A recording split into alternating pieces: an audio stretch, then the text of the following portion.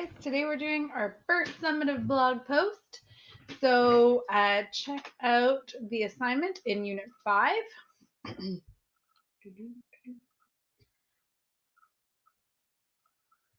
Yeah, there. Sorry, I was distracted.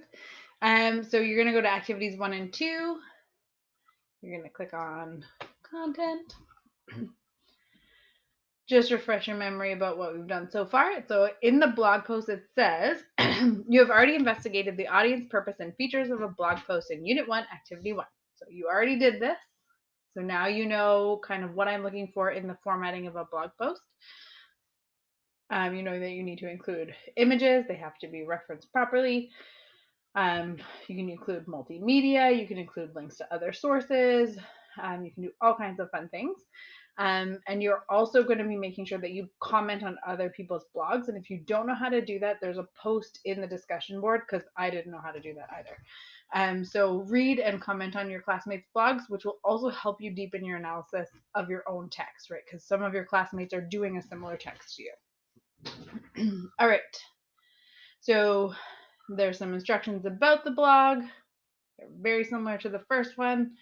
So just make sure that you read that to make sure that you have all of the criteria down pat, and then what also needs to be in your comments. So not just great ideas.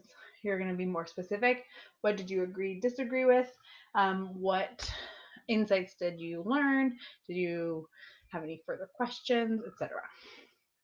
Okay, so in the assignment area, there's the specific instructions for this blog post, where if you scroll down, we're doing assignment number 2, blog post number 1, applying reader response or archetypal literary theory.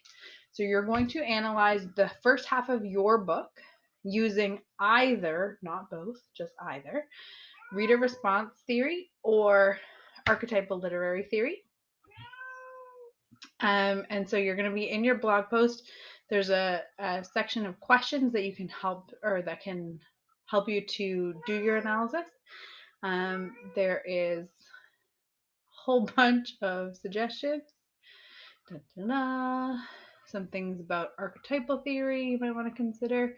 There's some prompts that you could use for both this blog post or for your final essay. You don't have to use any of these as long as you're analyzing it through your particular lens. Remember to consider diction, which was something that was kind of not done as well on your first assignments. And also you should be considering how does structure and style reinforce the ideas that you came up with through your particular analytical lens. So, be mindful of analyzing things like symbolism and which is especially easy if you're doing archetypal theory, rhetorical language, anything that is in any way literary, or the structure of the story, like who is the narrator, who gives most voice. Those kinds of things can be really helpful.